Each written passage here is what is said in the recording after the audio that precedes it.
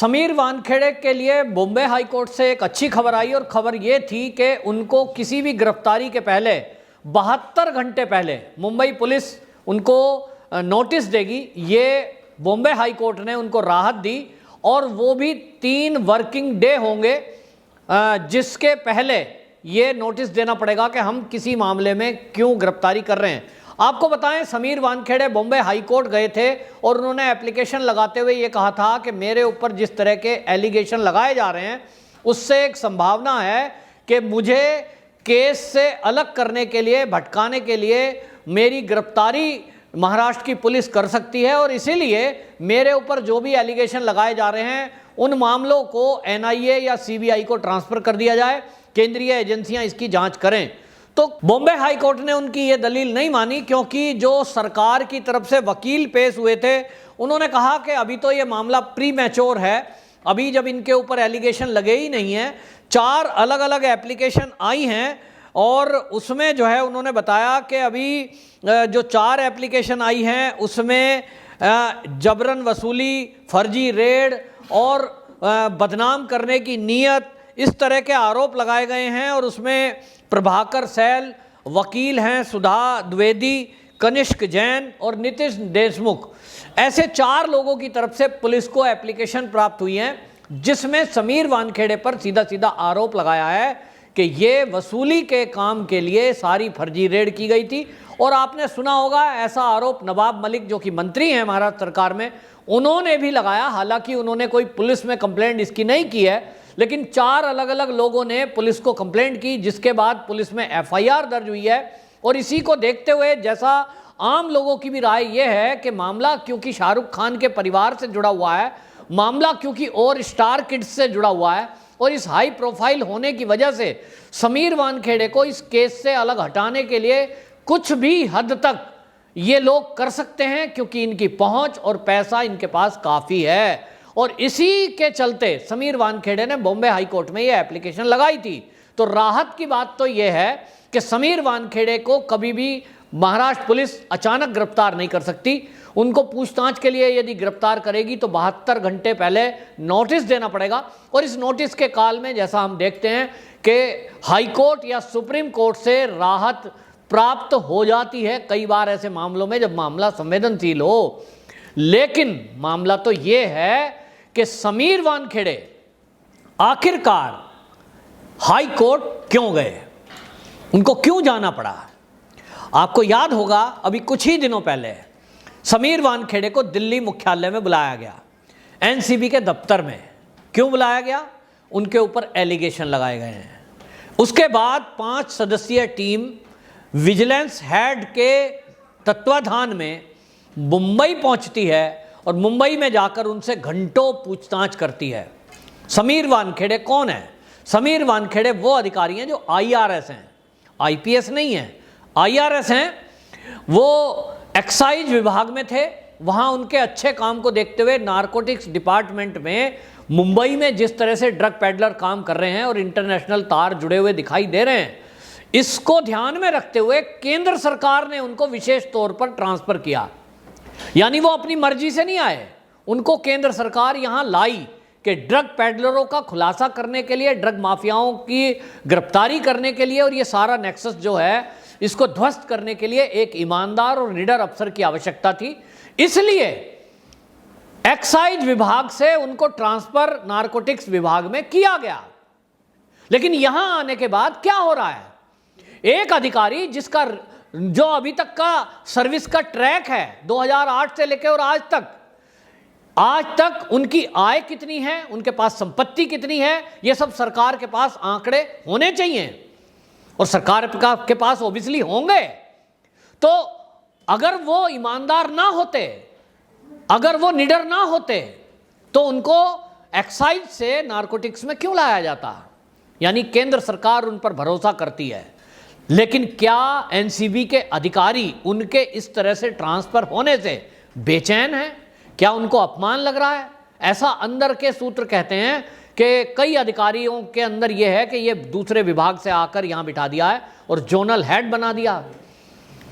तो ऐसा कैसे हो गया? और इसलिए आपसी तालमेल की कमी कहीं दिखाई दे रही है। वहीं आपको बताएं दूसरी तरफ कि समीर वानखेड़े एक तरफ बड़े बड़े ड्रग पैडलरों का खुलासा कर रहे हैं, एक तरफ बड़े बड़े माफियाओं पर हाथ डाल रहे हैं, और हाथ ही नहीं, जेल में पहुंचाने के लिए पूरी ताकत लगा रहे हैं। आर्यन खान छोटा मोटा नाम नहीं है, किंग खान शाहरुख खान को ऐसे ही नहीं कहते, पूरी उनकी बॉलीवुड के ऊपर पकड़ है, और बॉलीवुड ही नहीं दुनिया के कई देशों में उनकी पकड़ है।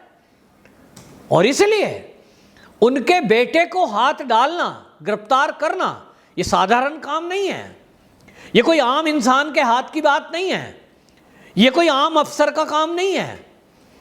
इसको अगर इतना ही सरल होता तो अब से पहले ये स्टार किड, जिसकी चैटिंग से पता लग रहा है, जो खुद स्वीकार कर रहा है, जिसके वकील कोर्ट में खड़े होकर चिल्ला रहे हैं कि साहब ये चैट तो 3 साल पुरानी है, ये जो ड्रग लेने की बात है, ड्रग खरीदने की बात है, ये तो 2018 की है। इसका मतलब हाई कोर्ट में उनके वकील और वो खुद ये मान रहा है कि वो जो ड्रग ले रहा है वो 3 साल पहले से ले रहा है। और आपको बताएं, इसी समीर वानखेड़े ने कितने बॉलीवुड के लोगों को जेल की सलाखों के पीछे पहुंचाने की कोशिश की है, पूछताछ के लिए बुलाया है, गिरफ्तारी की है। ये बात अलग है कि वो जमानत पर हैं, ये बात अलग है कि कहीं गवाह मुकर गए, कहीं सबूत पूरे नहीं मिले। लेकिन समीर वानखेड़े ने पूरी कोशिश की कि जो काम उनको दिया गया है, जो जोन उनको दिया गया है, मुंबई जोन, उसमें वो पूरा क्लीन कर दें उसको ड्रग माफियाओं से।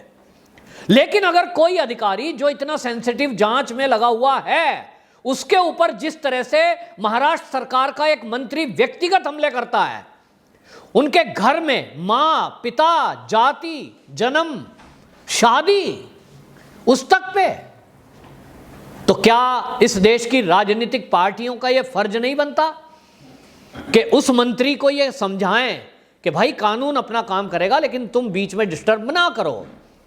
हो सकता है तुम्हारा कुछ बेटी और दामाद को लेकर व्यक्तिगत मामला हो, लेकिन वहां भी कानून अपना काम करेगा।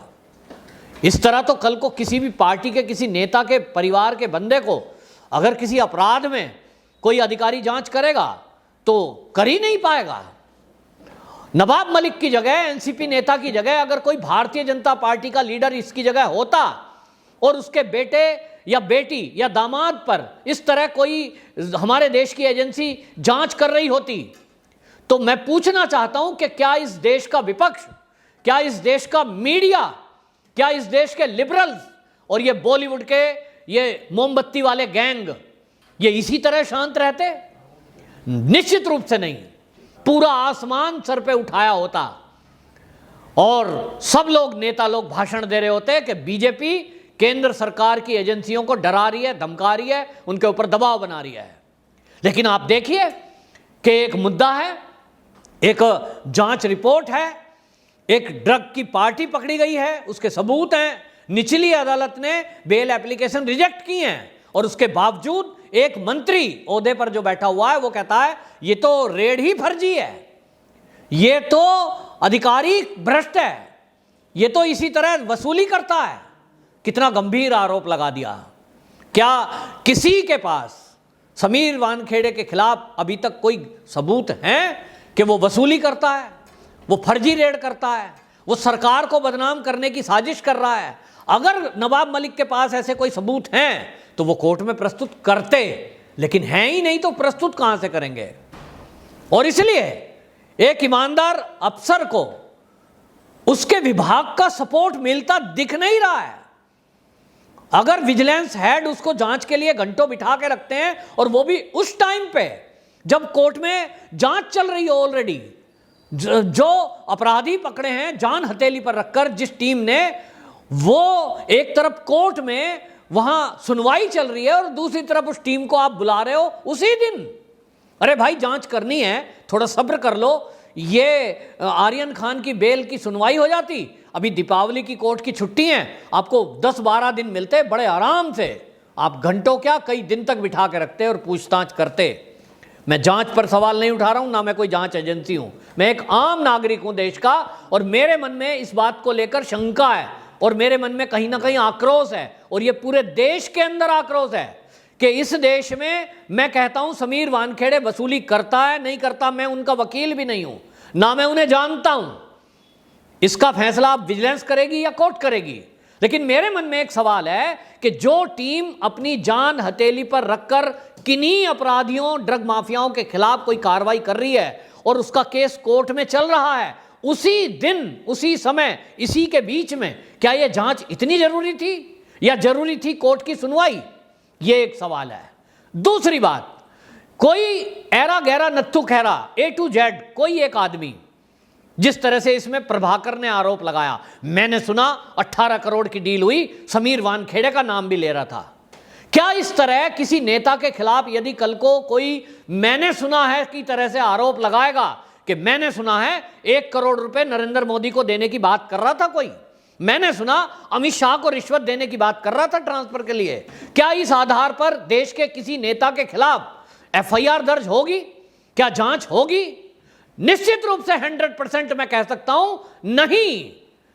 इस देश में राजनीतिक दल, राजनीतिक नेताओं को पूरी छूट है, वो कुछ भी बोलें, किसी को भी कुछ बोला जाए। राफेल को लेकर कह दिया गया मोदी बेईमान है, किसी का कुछ नहीं बिगड़ेगा। बड़े बड़े घोटाले हुए, घपले हुए, सबूत गवाह पहले लाओ, नहीं तो मानहानि का दावा कर दिया जाएगा।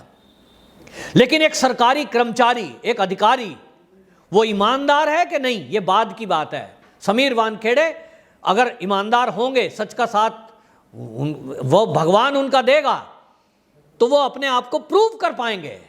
लेकिन देश के अंदर यह आक्रोश है कि यदि समीर वानखेड़े ईमानदार हैं, तब वो किस बात की सजा भुगत रहे हैं?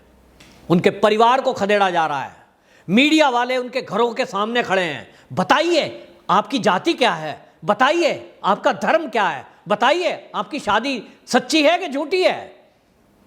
मेंटली कितना टॉर्चर होता होगा वह व्यक्ति, उनके पिताजी, परिवार, पत्नी ये सोच रही होंगी कि मेरा पति इतना ईमानदार है कि बाकियों की तरह बिकता ना झुकता, तो लोग हमें शाबाशी देने आएंगे, कहेंगे शाबाश तुम्हारा पति बहुत अच्छा काम करता है, शाबाश तुम्हारा बेटा बहुत अच्छा है। लेकिन हो रहा है उल्टा कि यहां समाज में उनको बदनाम कर दिया जाता है या नाम कर दिया जाता है और एलिगेशन लगाए जा रहे हैं। अब उनको प्रूव करना पड़ रहा है कि हम ईमानदार हैं, हम अनुसूचित जाति के ही हैं साहब, हमने धर्म परिवर्तन नहीं किया है।